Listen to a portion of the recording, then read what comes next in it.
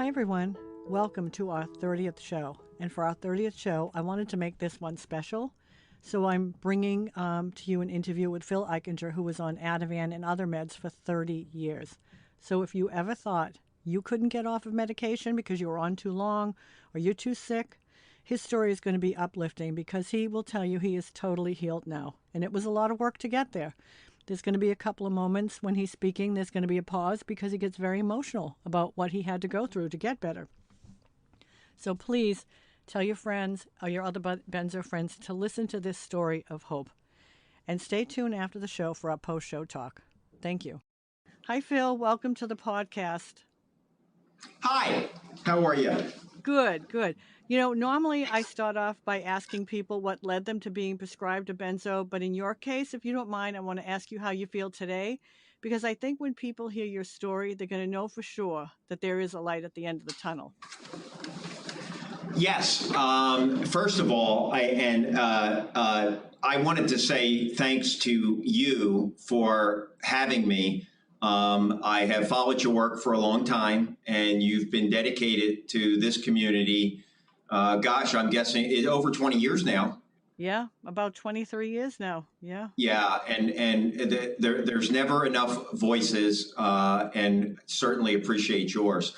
What I thought I would comment on today is really threefold when it comes to my story, Geraldine. I think that we first is what happened, but I take a little bit of a different approach there.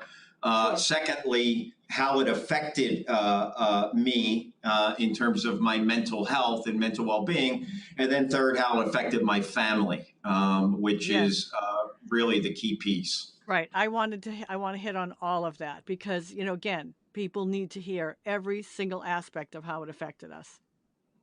Yeah, and so to start out with what happened, I like to now kind of move through that piece a little quicker than I did when I was only a few years healing, because I really want this to be a message of hope, that we can get better. I will tell you that I have calls this afternoon with two folks that we are assisting in getting into some inpatient help. And if I could do a little commercial for what we do, it is that so many of us talk about the holidays and using the time around the holidays to get better. And many of our businesses are slow over the Christmas and New Year break, and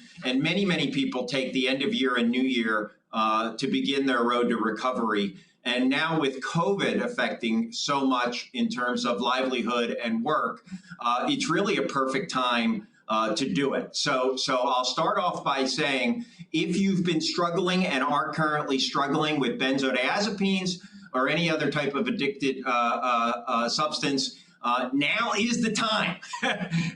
Let's get better. And as you said, there is a light at the end of the tunnel.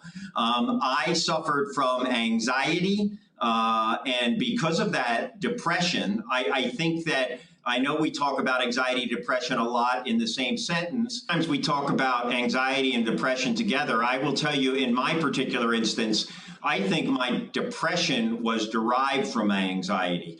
I was so tired all the time because of my anxious mind and my anxiety, that I think that that's what led me to be depressed, because I really had no energy to devote to the things that really brought me joy and happiness in life. And so I had my first panic attack when I was 16, driving on a train. And I'll tell you, it was one of the most horrifying experiences of my life. It almost felt like an out-of-body experience. And those who have suffered from acute panic episodes, the only word I can think to use is it's terrorizing. And so I had a consistent 24/7 anxiety. I describe it to people as instead of driving your car with one foot on the gas to go and one foot on the brake to stop, it's almost like you're going through life with your feet pinned on both the gas and the brake at all times. So you're expending a lot of energy, not going anywhere. And if you are going anywhere, you're going either backwards or in circles. And so I met a psychiatrist my senior year of college and was prescribed benzos. I was given a mixture over the last 30 years from Ativan to Xanax to Klonopin, and to sleep was at times given Ambien, which, as you know, I consider part of the benzo family because of its effect on our GABA receptors. And went on for the next 30 years, switching around the medications and increasing when necessary. And then when they would, using a technical term here, poop out on me, I would move to something else. I would say probably 3-4 years ago, Geraldine, I got to the point where they were not working at all.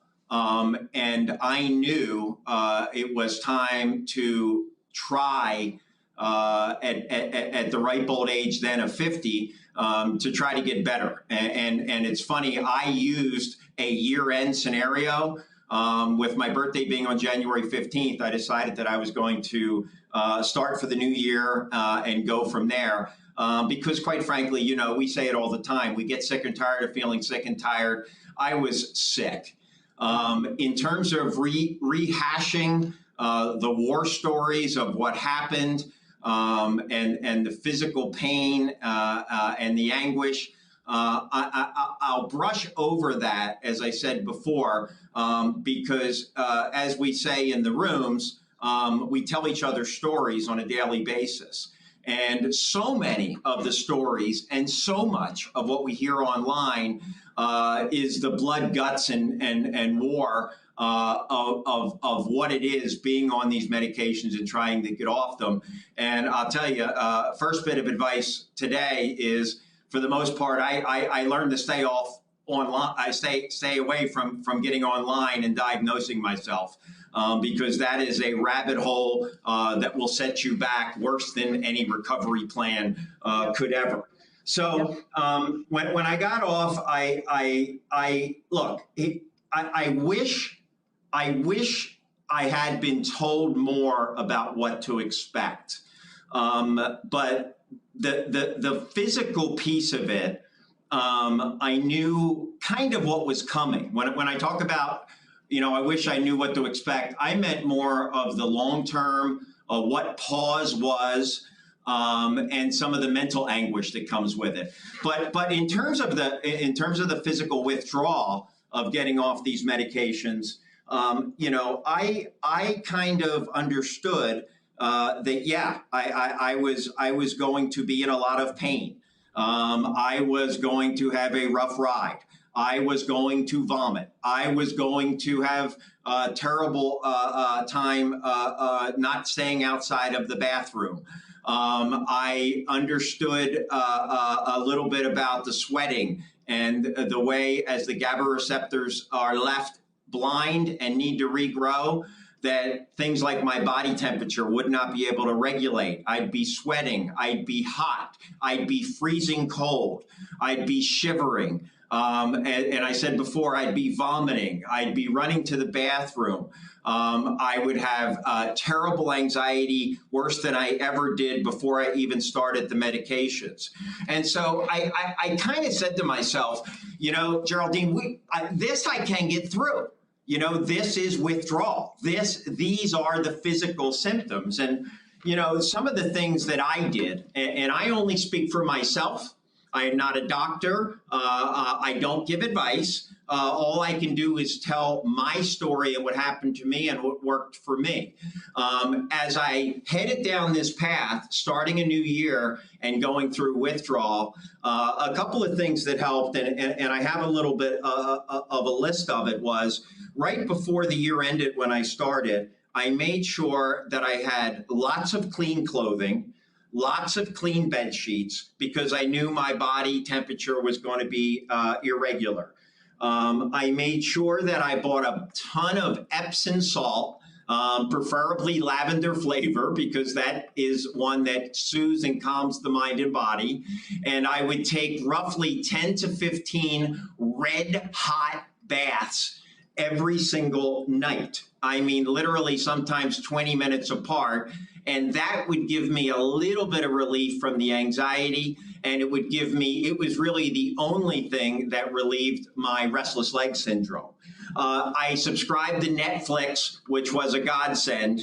And as a distraction, and you know, distraction is a big piece of this, especially when you're really in pain and you're really going through it and think you can't go any further.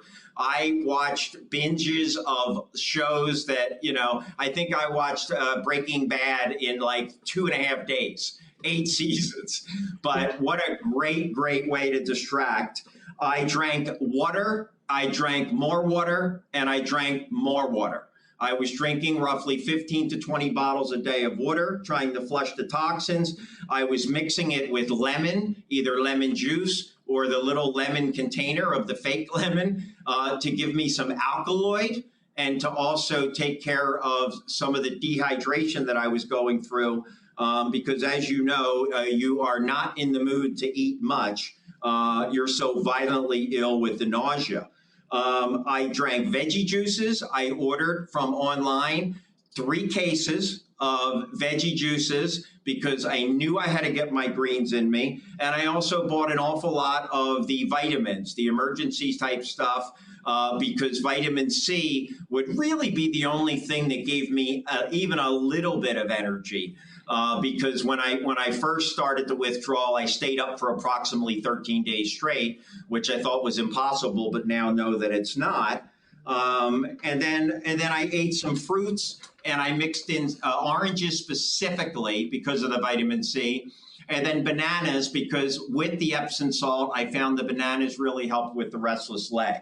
So they're really, you know, for me, that was the diet that got me through, I would say, the first 30 days. After the first 30 days, I would force myself to do some light jogging and occasionally pick up a weight to try to build up a little bit of strength.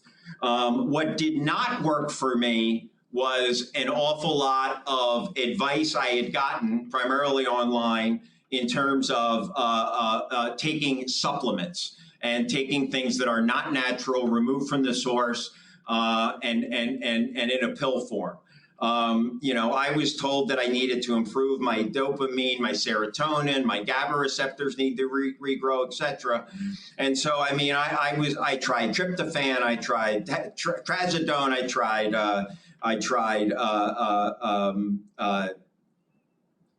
gosh, I'm trying to think here off the top of my head. Amino acids, niacin, B12 for energy. And what I found is I take some of this stuff today, years later, and I find it helpful. But in the first 6 months of withdrawal, I found all of these well-meaning advice givers and amino acids and supplements and substances.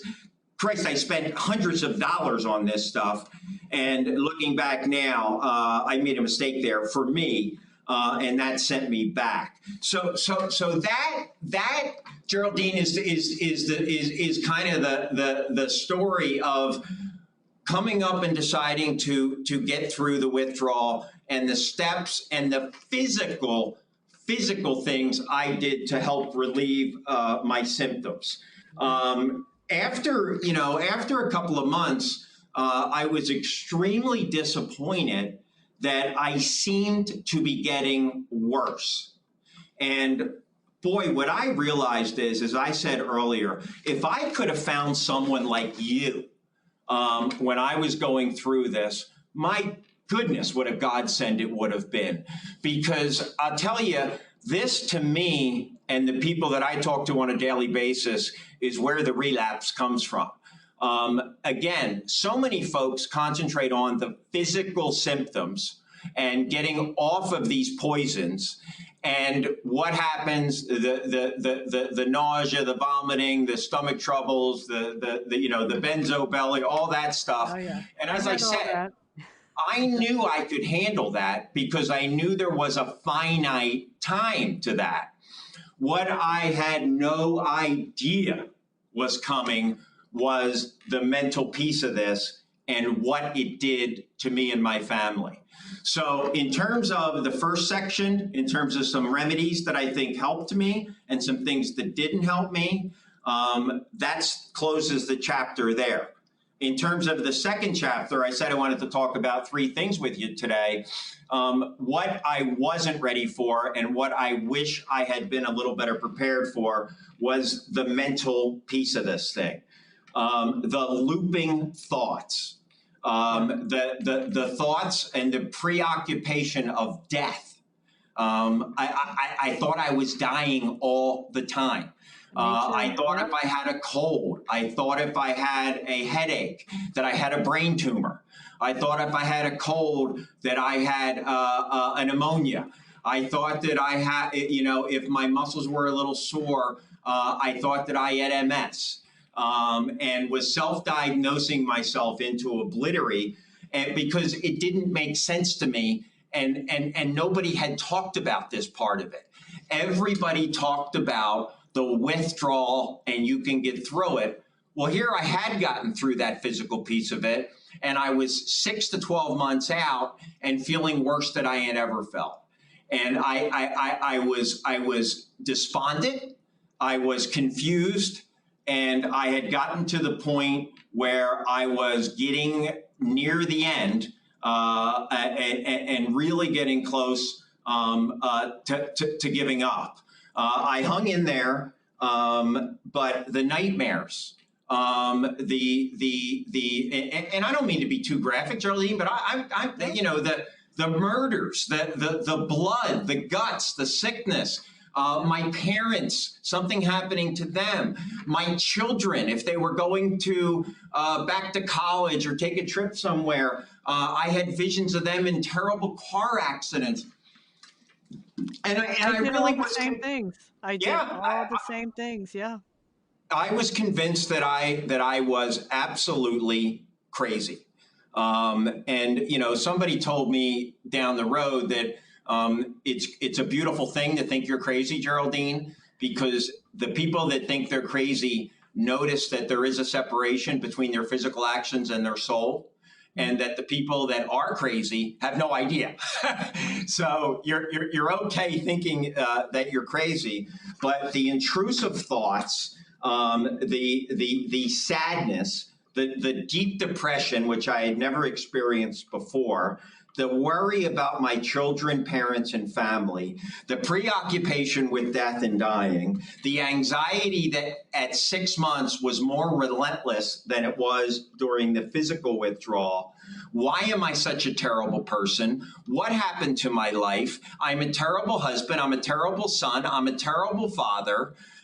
What is the point of all this? I'm a complete failure. And what I can tell you now, and you started off our session today by talking about this, and I want everybody to hear me clearly. It's not you. That is not you. And say that to yourself over and over again.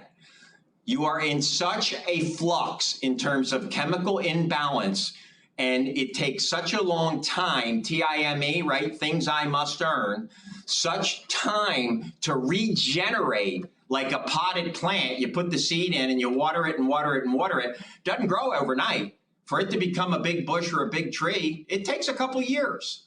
And so as you're regenerating your neurons and your receptors, this imbalance leads you to some crazy, crazy things.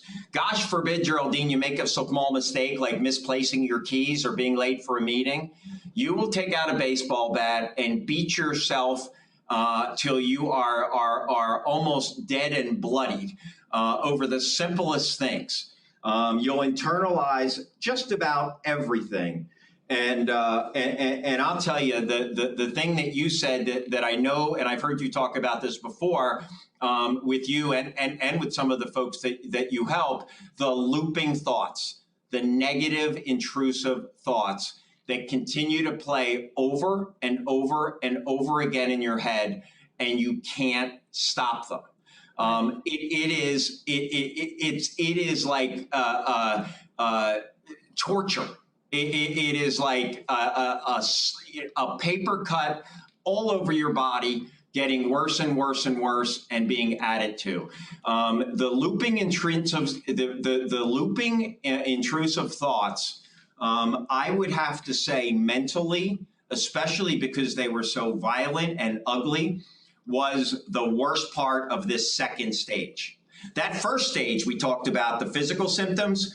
I would say that my insomnia, anxiety, and restless leg syndrome were the three worst physical side effects. But in terms of this stage, this was an area where I didn't see a finite end to, which I couldn't see a physical improvement in. And so my message to everybody listening to today's podcast is, number one, it's not you. It's not you.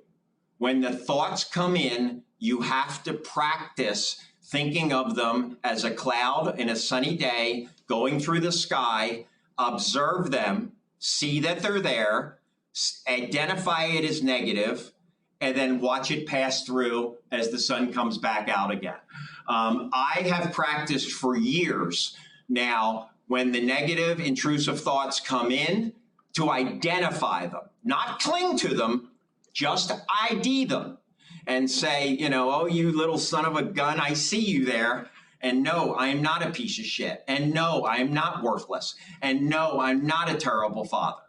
And after a while, as your brain regenerates, neuroplasticity, as we call it, and you begin to regrow your receptors, believe me, folks, it begins to get better.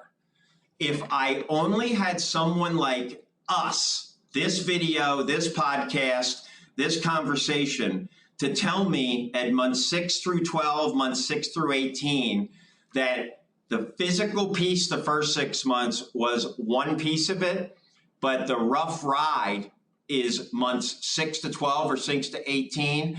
If I would have been more aware of it, I would have handled it better. But boy, did it hit me out of nowhere, which really leads me to the third piece of it. And then we'll summarize, and I'll ask you for any questions or comments. Sure. My family. Yeah, big part of it is our family. Some survive it, some don't. So let's see where you're at. I mean, I've watched your YouTube channel, so it's a happy ending. Yeah, it is, but it comes with,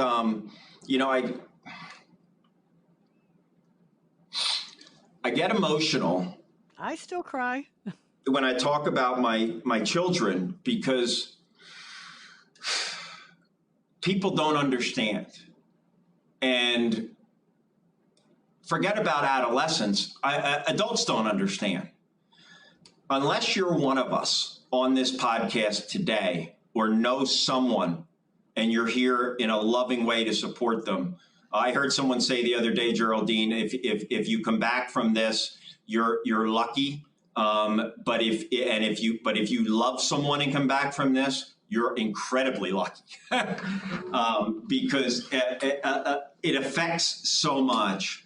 And I try to explain it, but I'll tell you, if I could have played for my children some of your podcast and some of my videos back then, I think it would have helped a lot. I have 3 children, a boy, a girl, and a boy. My son's 27, my daughter's 25, and my little guy's 17. And my oldest son, I'll talk about him in a minute, but the person that this really affected was my daughter. My daughter, Allie, all she was used to and wanted was her dad. Her dad to be her advocate, her dad to be her support person, her dad to be there to help her. She had some rough years in college. She had some tough incidents, and I wasn't there. And until we got into therapy, and by the way, I still attend therapy with my children every Wednesday at 1 o'clock. And I find it to be so healthy. But until I heard them tell the story, Geraldine, of what they had experienced, I mean, they thought that their dad didn't love them. And, you know, I spent those first 6 months, as you know from our conversations, living in a closet. I had no idea what agoraphobia was. But as you know, and once you get through the physical stuff and get into the second stage, as we talked about, you don't want to see or talk to anybody. You don't want bright lights. You don't want to go to work. You don't want to leave your apartment. You don't want to leave the closet. And God forbid somebody knocks or rings your doorbell, you will be flung into a major meltdown and panic attack. God forbid you look at your mail because you think that people are coming after you through the mail and bills and everything. And God forbid your phone rings. You got to keep your ringer off for months because you are thinking the worst. When someone calls, they're telling you somebody died or a catastrophe happened. Looking back now, I realize that was not me.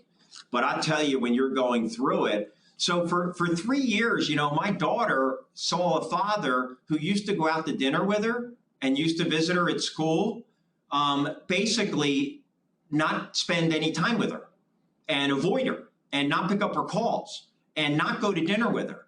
And when she had trouble, wasn't there to talk to. And it hurt her so bad. And I see the pain. And thank God I found recovery from this. And we do get better. But Geraldine, that was my daughter. What really shook me was my oldest son. My oldest son is a hero to me. He's as I've mentioned to you before, he's a pro basketball player in Europe, great student, great athlete, and him and I were frick and frack. Him and I were ham and eggs, Batman and Robin. I'll tell you, we did it all together. My daughter was in such pain, but I never had, maybe because he was my first, I never had the connection like I had with my first son. And I watched him. We had gone to basketball together. I never missed a game during high school and college. Went over to Europe to see him play pro. Never missed a game on video. I did everything with him. And for him to begin the withdrawal from me, what later came out in therapy was he saw his sister in so much pain and how bad she was hurting from her lack of relationship with her father, that he didn't understand benzo withdrawal or benzodiazepines either. So he said, God damn, Dad, if you're not going to love your own daughter, then I can't have a relationship with you. And so my little guy, Ethan, at 17, he saw the two of them, especially my son, withdraw, and he had enough with me. And yet I was still strapped to a couch. And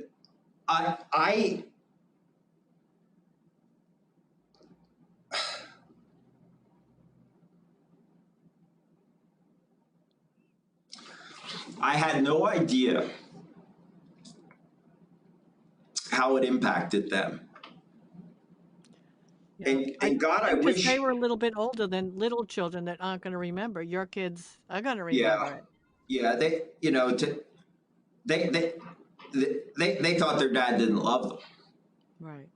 And I've explained to them that, it was this disease, it was this poison we were put on, and it was this withdrawal that they have seen a lot in their community with withdrawal, but it's been primarily heroin and opiates, people they grew up with. So they see the physical pain And then, it's not uncommon. And I don't speak, I'm just trying to speak for myself and from what they've told me. Certainly not any medical advice, but they've seen people come back from some other addictions where they were out playing basketball a couple months later, because the real struggle was that part one, the physical part. They had, they could not understand, why can't dad leave his apartment? He's been clean for 2 years. And, Jennifer out in California, Yep. She battled for 7. And everybody's different. You don't put a time limit on it, and certainly don't want to discourage anybody. But I think being honest is also important. And that is this one, benzos, because of the brain damage. We have brain damage. Because of that, it's going to take longer. But the beauty of my story is that we do get better and we do heal. Right. And everybody heals differently. Everybody's genetically different. Some are so ill and they have nobody helping them that they're not even eating well. So they're not even feeding their bodies. So that's, I think, where a lot of the difference comes in, because I was agoraphobic for 5 years. Yeah. I've always been open and honest that it took a long time to heal. Yeah. Until I healed what the benzos did to my body, leaky gut, the liver. I had to take care of that. Yeah, for sure. And what I live in Philadelphia, as you know, and I go down to the beach, go down to what we call the shore, in New Jersey for the summer. And I'll never forget the summer 2.5 years in, where I decided to go for a run on the boardwalk in Ocean City. Oh, love it down there. I've been there. Yes. Beautiful. I love the smell and I love of the air and the water. And I ran the boardwalk that morning. I'll tell you, it was July 18th. I know the specific date and time. I got out at 7 o'clock and I ran both ends, 2.5 miles, 5 miles. And about a mile into this thing, Geraldine, I had my window open up. And I saw the water. And I saw how blue it is. And I saw the sand and how white it was. And I saw the sky and how blue it was, and the sun, and the buildings, and the smell. I had forgotten that with the benzo addiction, that I had forgotten to see colors and smell. And as I was running that day and looking at people and seeing their shorts, their types of sneakers, the stores, which one was selling cotton candy, which one was selling caramel corn, who was selling breakfast sandwiches, the smell of coffee running through the Ocean City Coffee Company. I knew that I was back. For the first time since being a young teenager, pre-16-year-old panic attack on the train, 30 years of psych meds, primarily benzodiazepines, it was all gone. It was all gone. And I got home and went to the house and probably cried for a good 2 hours with my kids and told them that I loved them and that Dad was here. Yeah. And we haven't looked back. Like I said, we go to therapy weekly. My son has me at Orange Theory, which is crazy, where you row the boat and run and everything. Yeah. My daughter, we were down in Florida this weekend, just us, just Dad and Allie. She's getting married. We spent a lot of time talking about her wedding and my role in it. and my advice to her, which she asked for. And my 17-year-old son, Ethan,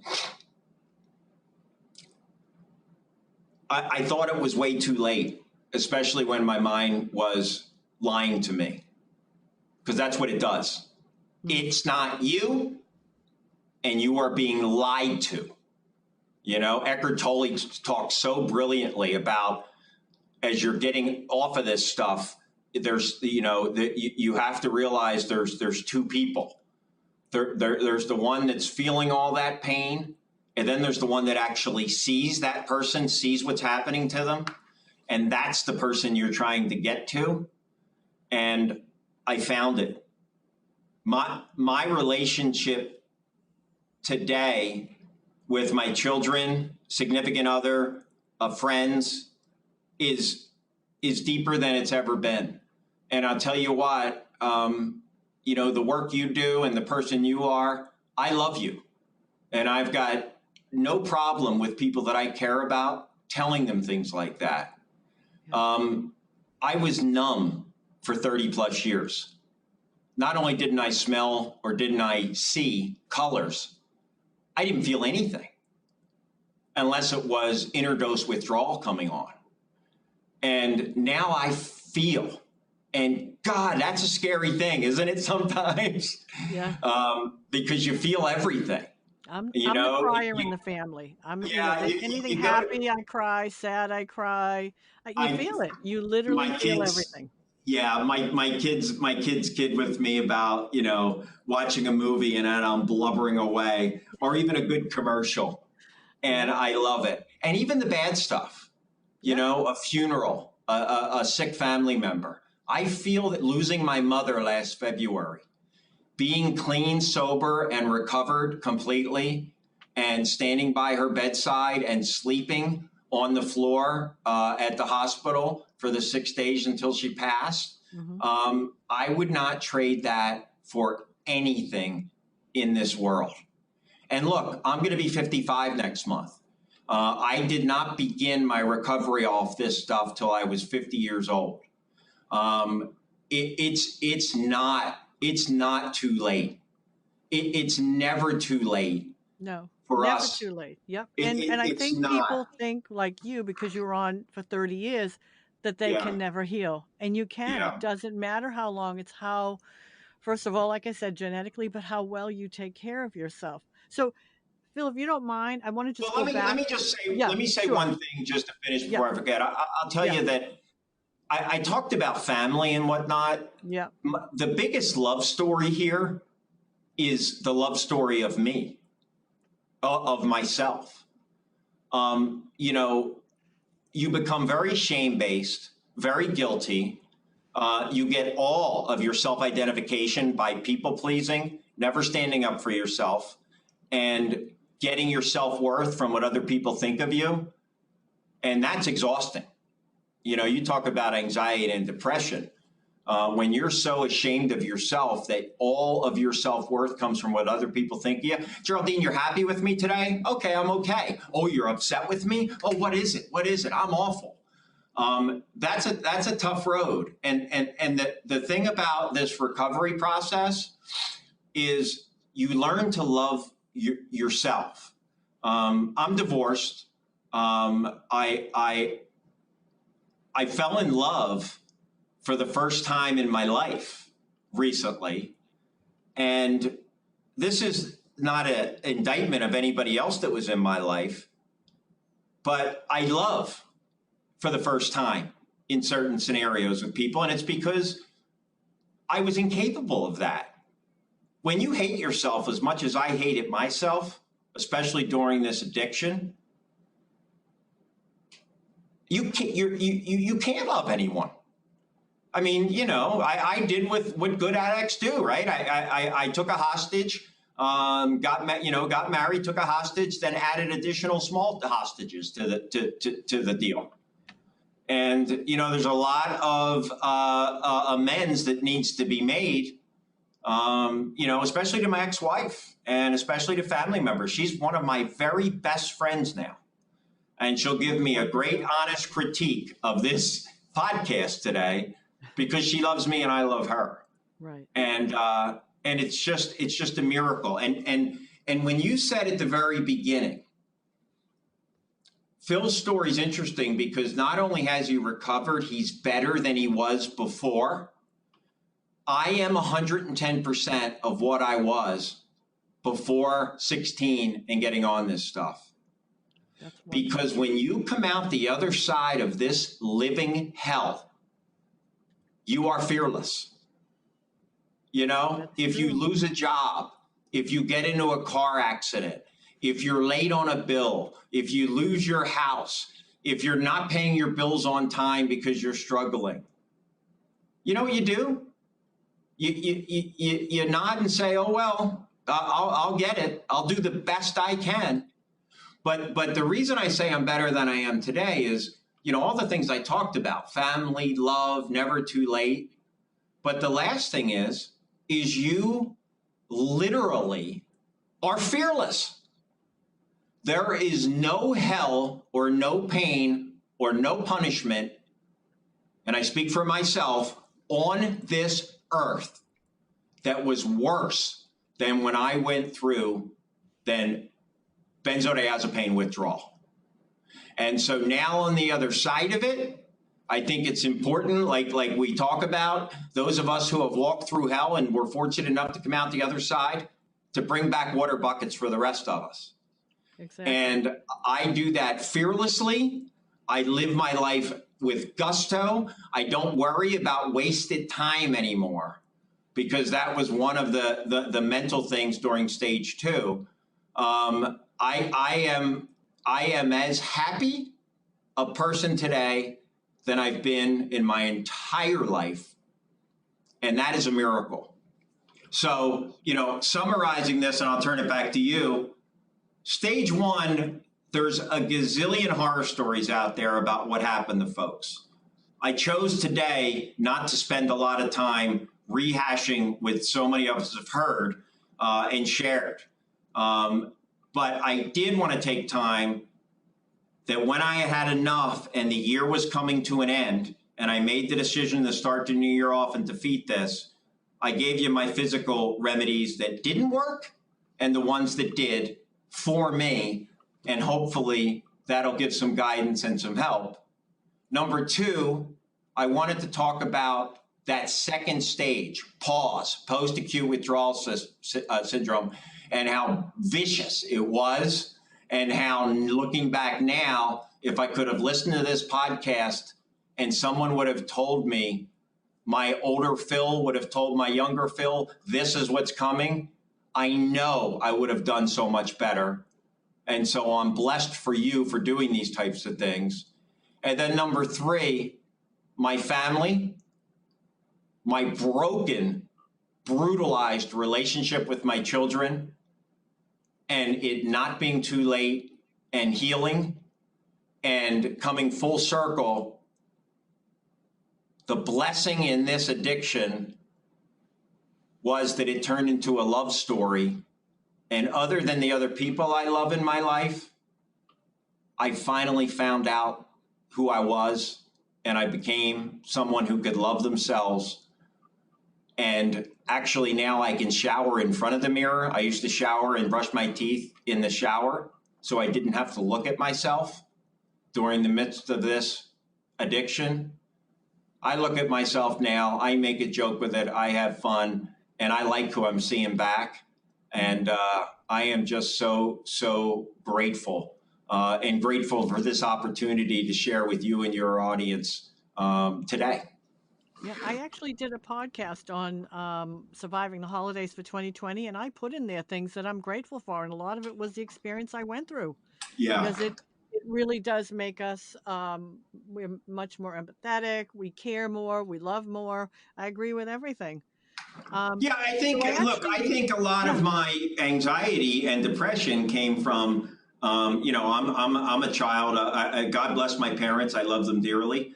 You know, I'm a child of a severe alcoholic, dysfunctional family. And, you know, the holidays for me were a nightmare growing up. And I don't mean that to upset my mom's gone. Sorry, Mom, up in heaven, or to my father. He's been sober 22 years now, by the way, and is one of my best buddies. Mm-hmm. But, I continued the tradition with anxiety and then addiction to benzos of destroying Christmases and ruining Christmases. And if I was going to have a miserable Christmas, everybody else was too. These last couple of Christmases are what Christmas should be. And my children are finally enjoying the type of Christmas that they deserve, and I deserve. Right. It's never too late because we know a lot of families have been destroyed because of the prescriptions that they were given. They were good patients, and we know a lot of people have lost their relationship with their children or, parents, sisters, brothers. That's what bothers me, why I still do this. Yeah. So I wanted just a few questions to go back over a few things. When we Yeah. spoke, one of the things you talked about was Trudy Scott's book, The Anti-Anxiety Food Solution, Yes. that you use that to help. Great Do you read. basically eat foods out of that? I tried to. I definitely tried to. It's been really, really helpful. And you know what? Getting on our email list, and I'm sure you probably are.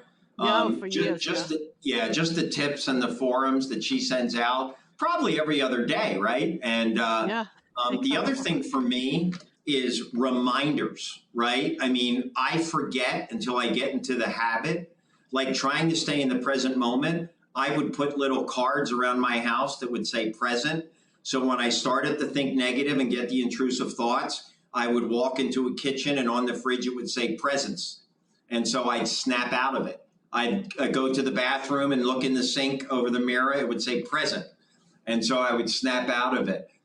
So I'm someone that needs the daily affirmation, that needs to read the daily affirmation, that needs to have someone like Trudy Scott send me reminders all the time. And as you know, Jennifer Lee, her blog and her articles on her 7-year healing journey are so powerful. And that's another one I would definitely subscribe to. I don't know if she calls it something or whether, if you just look her up, you can sign up for her emails on her Benzo site. She is one of my faves too. Okay. And then you took the Epsom salt bots with lavender, but when we spoke, you also said, did you take magnesium for sleep? Because I did back then, and I actually still do. I love it for me. Now, again, we're all different, so I don't push supplements. I do, but the magnesium really kicked in for me. In addition to the Epsom salt obviously is where you get a lot of magnesium through the skin. Right? The issues are in our tissues, get it to the tissue. Yes, I actually now take a small amount of magnesium in the morning, and I find that it relaxes me for the day. Yeah, I do 2 in the morning and 2 at night. Yeah, I do magnesium glycinate, but I do professional brands. I wouldn't just buy anything in the store. I'm very careful what I take. Now, I actually knew years ago about the Epsom salt bots because one of the girls, as we're coming up doing it, she's doing the bots. But when I did it, I did the hot bath with the Epsom salt. I couldn't wait to get in. I don't even think I lasted 5 minutes and my heart's racing and I had to jump out. But for me, it was too soon at that point. I was deathly sick. Now, one of the other things you did. Yeah. Hey, listen, can I tell you when the first 6 months, the restless leg is one of the most insane things. I wanted to cut my legs off. But, I would say the Epsom salt bath, the first 60 days got me 20 minutes of relief. So when I said I was taking 10, 15 a night, I actually made sure I had a huge hot water heater so I didn't run out. But what I would do is I'd put my computer on and I would listen to, people like Ryan Donnelly, who's got a ton of stuff on YouTube. God rest in peace for him. He passed. But great stuff. Your podcast. That would be I would look forward to it so much because I pictured my brain with a little man in there with a big a welder mask on, rewiring my brain with his little fire torch and his stuff. And I would get in there and I would listen to your stuff and everybody in our community stuff. And I'll tell you, when you are at the end of your rope, and you know what it's like to be at your end of your rope, a scalding hot Epsom bath, and then to distract, like the Netflix, listening to some of the wonderful personalities and speakers we've met in our community here. It is, dare I say, lifesaver, but it's a lifesaver. It is fantastic. Yeah. Hope and distraction are so important, because if not, then the looping starts, Oh, yes. So in listening to your YouTube, one of your talks, you mentioned your gut. And I noticed when we talked, you talked about bone broth. So you did protein smoothies and bone broth. So did that help you? Because I know some can't do it. I can do bone broth. That's very healing to the gut. I did, and I'll tell you what got me onto the bone broth. And thank you so much. We forget so much. I know. You are giving me some great lead-ins here. I tried the bone broth not so much because of the healing benefits. All I had heard was that it was okay and it's good for people in withdrawal. But I was so nauseous. I lost, I'm 220 on average. I was down to about 164 in the middle of the withdrawal and looked every bit of it. My bones were coming through my face, and I couldn't really get a lot of food down early on. And the bone broth is something that was soothing, and I was able to keep it down. And as I did more research, and as I did more research on it, you read about, there's 90 or 95 minerals in the world, and we have some of all of them in our systems, and bone broth supplies, and I'm just speaking hearsay now.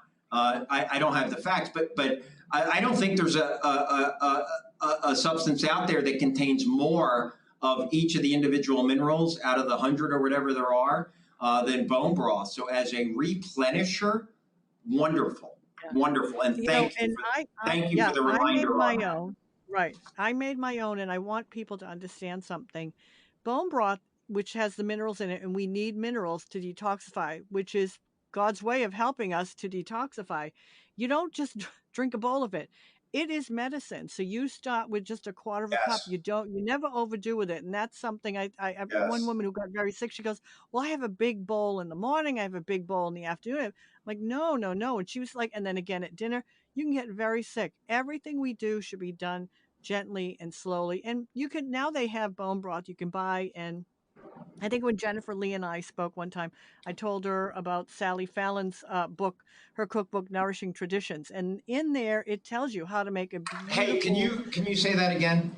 So it's Sally Fallon's book is called Nourishing Traditions. And Nourishing Traditions. Yeah, Nourishing Traditions. It's a wonderful book. And in there, it tells you how to make really all different types of these bone broths. And I've been doing it for years. In fact, there isn't a chicken or a turkey I'm going to cook, or if there's beef bones, I'm making a good broth out of them, and I save them. So now again, in listening to your YouTube, and I think when I don't know if we were talking, but I was listening to all your YouTubes. You did a little acupuncture, which I think is great. I wish it wasn't so expensive, and all insurance should cover it. Because Cindy Samora, who I interviewed, one of my first Benzo friends, acupuncture truly helped open everything up for her body to heal. Yeah. So what I'll tell you about my experience is that when my anxiety got bad to the point, I eventually had to go back to work, right? Mm-hmm. And when your anxiety and your negative intrusive thoughts and your looping's going on, you're not going to get anything done. You are so ineffective and so helpless. And so the acupuncture for me, I tell people it took the top off of the anxiety. It wasn't as powerful as it is for some folks, like the woman you just referenced. Oh But yeah, it was great for her. it took enough away that I was able to be a decent employee and function. And the other thing I learned about the acupuncture in my experience is going once a month wasn't cutting it. Right. I ended up having to go, and you're right, it gets cost prohibitive for some folks. I ended up having to go as a routine and habit. And when I would string together multiple acupunctures in a relatively short period of time, that's when I got maximum benefit. I guess my body just got adept to it and was able to read it better. The more I did it, the more helpful it was. I tried it on and off once or twice and felt like I had not much benefit. But then when I got some consistency to it, I noticed a nice benefit.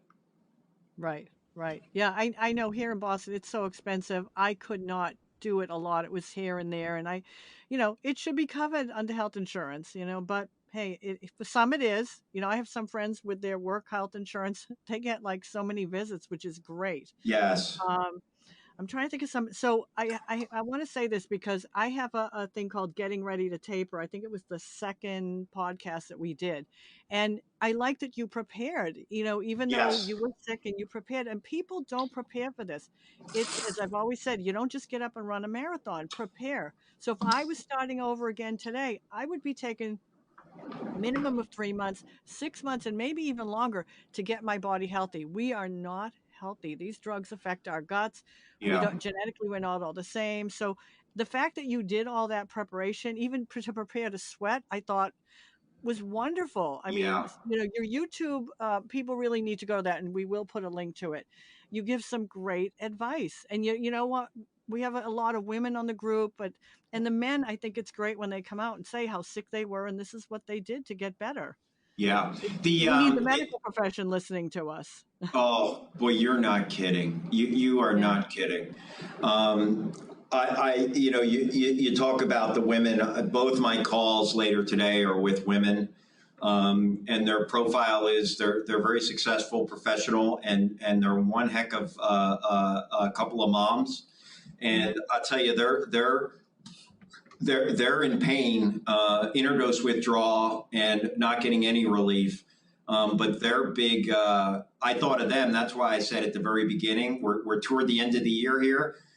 There Hmm. tends to be some downtime after Christmas, and we do like to gear up toward the new year because we get a little bit of break. The when I talk to these women, their story is I can't get better. I have a job. Both of them happen to be single parents. I have a house to run. I have children to raise, and I'm just going to sacrifice myself until the kids are old enough.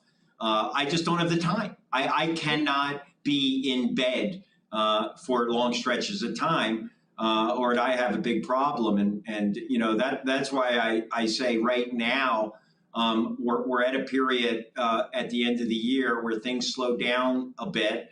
And boy, oh boy, if you're looking for a silver lining to COVID, the silver lining to COVID is being able to work at home.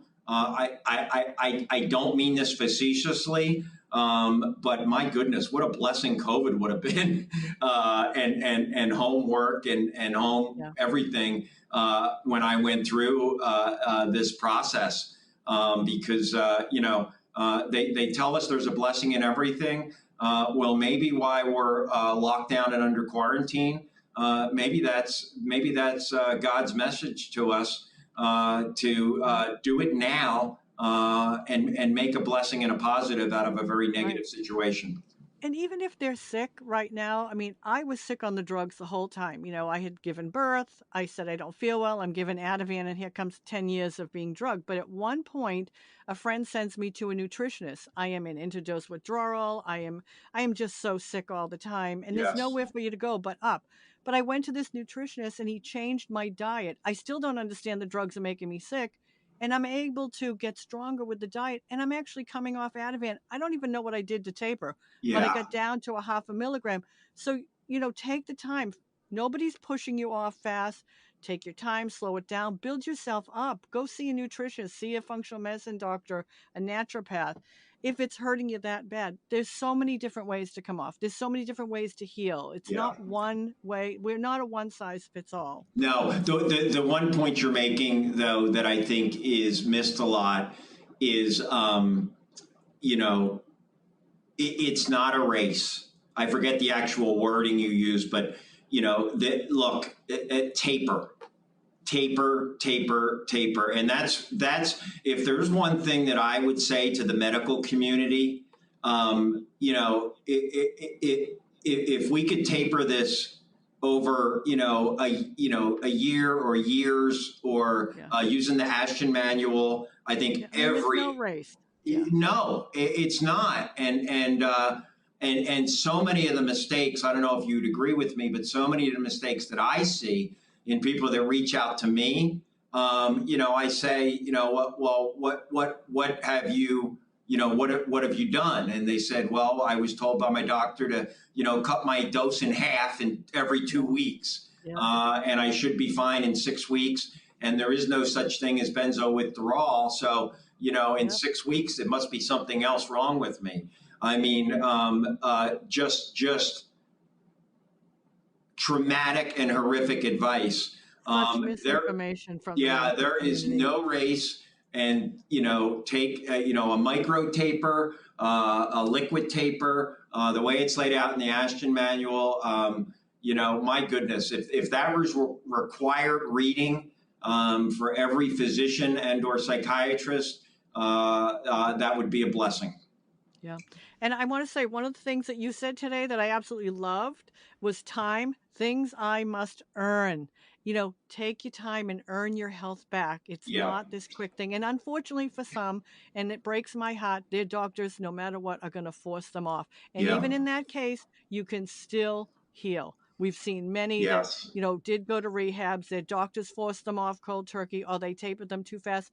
And sometimes they got better than somebody who micro tapered, because again, somebody can sit at home and micro taper and they're sitting eating, like, you know, just peanut butter sandwiches, you know, a Coke, and they're not feeding their body. So everyone is different. No, I agree. I totally agree. And I feel like I went a little too quickly as well. But, you know, part of my addictive personality as an addict is, you know, I probably jumped a little too soon. But at the same time, for someone like me, tapering, you know, is it's hard. But you know, I think to stick with it and to levelize, so that you don't have to deal with what's the phrase I'm thinking when we re-up our dose. Kindling. Yeah, so you don't have to deal with kindling. And again, I said, come down and sit for a while, right? Come down and sit for a while. Right. And if people listen to your YouTube channel, they'll find out, you know, that you're alcoholic. You're many, many years clean now, which is, and so probably that you want to just jump and let's be done with it, you know, which, hey, a lot of people have said, I can't do this. I'm just going to jump. And, you know, they should never advise somebody else to do it. We have to do our own journey on this to what we're comfortable, who has support, who doesn't. But Phil, I want to thank you so much, because I have so many people waiting to hear your interview. So, well, listen, you know, the other thing that I would say, that I wish I could have done differently is I wish I would have been more honest with people. When I finally came to my work people and told them the truth and why I was performing so poorly, and why I was a mess, and why I was shaking, and you know, and I think we find this all the time, the waiting up to, the procrastinating, we begin to paint a more miserable story in our heads of what's going to happen. And it just never seems to be as bad as we think once we get it over. And I got to tell you, I was embraced with so much love and hugs, and people proud of me.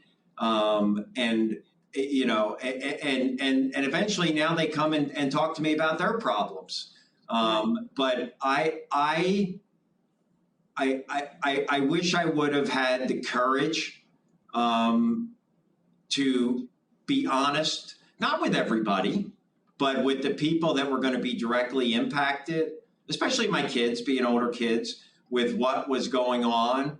I was a coward, and I tried to hide things from people that love me. And if I had it to do over again too, I would have been honest with the people that care about me, Yeah. because I agree. they embraced me. Right. They certainly did not penalize me for my Right. honesty. Yeah, when I learned after 10 years that it was the Ativan I was taking that was making me sick all those years, I found one little book back then. That's all that was around 23 years ago. Yeah, I read it. I did talk to my kids were young. They were 10 and 14 at the time, very young. yeah, And, my family, my husband's family, my friends, I said, "Hey, I found out why I'm sick." So yeah, I was lucky, and I did a podcast with one of my childhood friends where she told nobody and suffered in silence and lost all her friends. yeah, And I took the different approach and told. So you're right. I think telling people again, we could be open. You could yeah, you wish you were more open back then. But yeah, yeah. I agree. If we tell people that they're more able, I think, to help us if they understand it. Yeah, and the key to benzo withdrawal, or my key for benzo withdrawal, um, you know, I have a lot of people that have just sent that to family members, Yeah. that just say, I can't explain it. You think I'm lazy. You think I don't want to keep a job. You think I want to lay in bed all day. I've talked till I'm blue in the face. Listen to this. This is someone that we don't know from Adam, and he's putting into words how I'm feeling.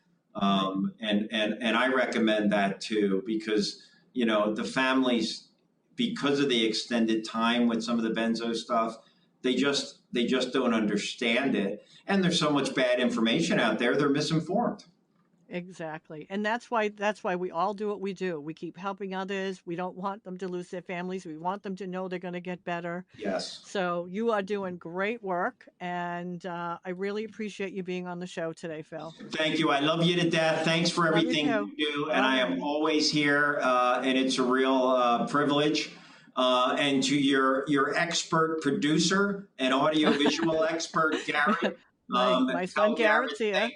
thank you so much. All of us chipping in together, I think, makes a difference. It will. Thank you so much, Phil. Take All care. righty. Bye bye.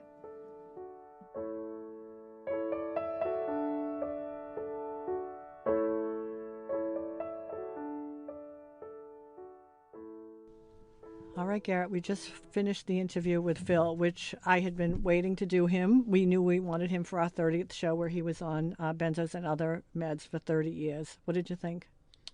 So I think I wasn't expecting him to be as passionate about helping people as he was. You had told me a little bit about him, but, I think you can tell from the interview, just a lot of energy behind trying to help others and tell his story and trying to encourage people that they can do the same thing as him, and there's always a way back. Right. I mean, it's kind of when you've been injured the way we've been injured, you just don't want anybody else to go through it. And I thought the part where, he's still very emotional about his family because it affects our kids so much. I mean, you kids were definitely affected, in different ways. We were able to, I think, because you were younger, maintain, the relationship, and I did the best I could. And he didn't want to get into everything of how he came off, or all the suffering because it's so bad. But like he said, nobody fully prepares you for the mental. That thought about dying, I either thought I was gonna die constantly, beg God to take me, didn't want to do it anymore. But you do get to the other side, and even if I think somebody had fully prepared me, it throws you off guard. Right, you don't know until you go through it. Yeah. But what is it that you say, wanted to die, I thought you were going to die. What was going on in your head or in your body that made you feel that way? I mean, and why didn't you tell anybody? But you all knew I couldn't leave I couldn't be left alone in the house. Remember that? I always thought I didn't want to die alone. So when you were so agoraphobic like I was, I don't think I ever realized that's the thought that was going through your head. I think I always knew you didn't want to be alone, but I didn't. I don't even know if I would have been able to kind of understand that. No, you were at too the young. age I was. Right. But what was it that? My nervous system was. It's as if somebody just took my nervous system away. So to have somebody here, they were like my natural tranquilizer. I could not be left alone. I remember one time I tried, and I had my mother and my brother had gone out, and you kids were somewhere with Dad probably, and I had to call my mother and say, come back. And they were going to go to something. She was here from Florida, and they were going to something. I said, please come back. I can't be here alone. And another time, Dad's cousin had to come. Our Aunt Betty would come. I could not be left alone. My body was sick. My nerves were gone. It's a horrible thing. And in fact, he's trying to say how bad it is. And you're thinking about death a lot because you're never so sick. You could have differentiated between things happening in your head because of your nervous system and then an actual physical symptom. Like if you were having heart palpitations, would you be able to differentiate that? So there were a lot of times I would wake up, I had a lot of tachycardia attacks. You wake up, your heart's racing. So it's like, I would say to Dad, I'm having a heart attack. Well, first of all the stress you're under because my father died at 47 from his heart. I thought it's going to kill me anyway. What I'm going through is going to kill me. Now, again, I want to remind people, I did not come off in any nice way. There was no information for me, 23 years ago. I came off 3 milligrams of Ativan in 4 months. Talk about, as Dr. Pertz said, even that's still considered cold turkey. So I came off in a very brutal way. And it was hard and it was fast. So the other thing I liked that he did is, because, when we did our Getting Ready to Taper podcast, he prepared. He knew he was going to be sick at home, and he took the time. He had the water and the lemons, and he had the extra clothes because he knew he was going to be sweating. I mean, that's a lot. A lot of people don't prepare, but he prepared because of how he came off. But let me just tell you, it's even though we're telling people how bad it was, we want the medical community. We want people to listen, family members. What we go through is real. And we want this someday for people to be able to come off slowly, gently. And again, I'm a big believer in preparing the body first. My body was sick after being on Ativan for 10 years. It was very sick. And then I put it through a rough withdrawal. Yeah, and I think that's probably, in my mind, what would be the hardest part for me is that you are going through these terrible withdrawals, but I think for the most part, people don't believe you or can't understand it. No. Where if you were telling them you were trying to detox from or come off of heroin or something like that, they would understand right away how terrible it is and, understand the suffering. But that's the thing. They actually understand heroin or opioids, but it's over in a couple of weeks. Right. And this Benzos, it is not over in a couple of weeks. Now, for some lucky ones, sure it is.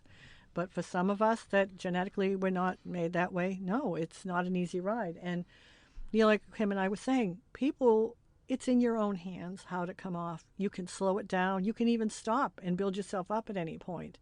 There is no hurry. There's no set schedule. That's why, when we go into the State House, we're big believers in a symptom-guided taper. Yeah. But you can understand where people are coming from. They want off. And, it's hard to tell people, might be potentially years. But some people have actually made that choice. They want off and they go into a detox or they will do a rapid taper. We all have choices to make. Just be well educated. But even the medical profession is not well educated in it, which I hope with all that we do that eventually that is going to happen. Yeah. But great show. I am so glad we waited, Phil. And we want to remind people, and we're going to put a link to his YouTube channel. He is very encouraging. He tells it like it is. And as you know, when we go into the State House, it's mostly women. And a lot of times the men have been too sick to come in.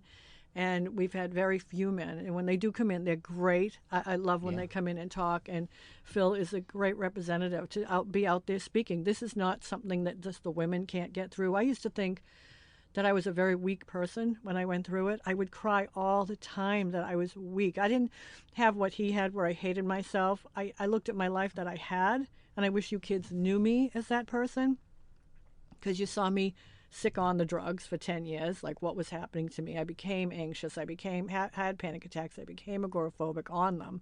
And then coming off was even worse. But I was a strong person. And when you get to the other side, you realize what a strong person you are to do that. And we're doing it without a lot of help. So I think lining up your support is important. Like he was saying, he wishes that he had kind of told people ahead of time. But he is telling them now, and they're wonderful. Yeah. All right, great show. So glad we waited for Phil, and I hope that this really encourages anybody listening to this. You listen to him, how strong his voice is. He is passionate. He has such great feelings and emotion, and that's what comes back. You know, when he talked about the crying that we get so emotional. Well, you know, even my kids make fun. They see my foot start shaking. I cry at happy things, sad things, everything. You know, like I become the one that they're like, "Are you crying?" Like I'll even be telling a story, right, Garrett? I tell a story and I start crying. I literally feel even a couple emotional commercials. Oh, commercials! I don't, and not that I ever was an emotional person before, but now I don't know what it is that I'm so emotional. And it's almost to the point that I want to start lying with, like, are you crying? I'm like, no. And everybody knows that here she goes. Or we're watching something and they start looking because, like, oh, she's going to cry. They don't even let me enjoy it. So I think we should quickly, before we end, we should talk that we finally got to 30 episodes. Did you ever think we would get this many in? Especially with how difficult it was in the beginning? In the beginning, because life just turned upside down for us, And I think, though, even with how crazy things got with, Dad's health, it wasn't easy for us to, like, link our schedules and then plan an episode and get through an episode. And now we've got lists of people, We've produced almost 30 hours of content on it. Yeah. And there was something else I just thought of. Now, give me 1 second, because this is what happens. You just lose a thought here. But it is a special mark, the 30 episode mark. And we should probably, since this will probably be our last episode before Christmas, to kind of wish everybody happy holidays, even though we did the holiday episode. But right, we do. We have another episode lined up, and it's edited and everything, but I don't know if it'll be out before. We might save Christmas. we might save that for the new year, because her story is, even though she's long healed, I felt it was important to bring her story. But we do want everybody to enjoy the holiday as best you can. I had many. I didn't care about it. When they talk about fake it till you make it, when you have kids, I had to do things for them. I could have cared less. They were sick of hearing me say, "Mom, what do you want for Christmas?" I'd say, "I just want my brain back." Nothing material meant anything to me. And again, I've always been honest. I was a slow healer. It took 5 years before it started to turn around, because I had to heal my gut from the damage and get my liver working. So the best gift I can give you for Christmas is the gift of hope. Hope and distraction are two of the most important things that we can have as we go through this. All right. Thank you, everyone, for listening. Please subscribe. Then you'll know whenever we're putting out a new episode.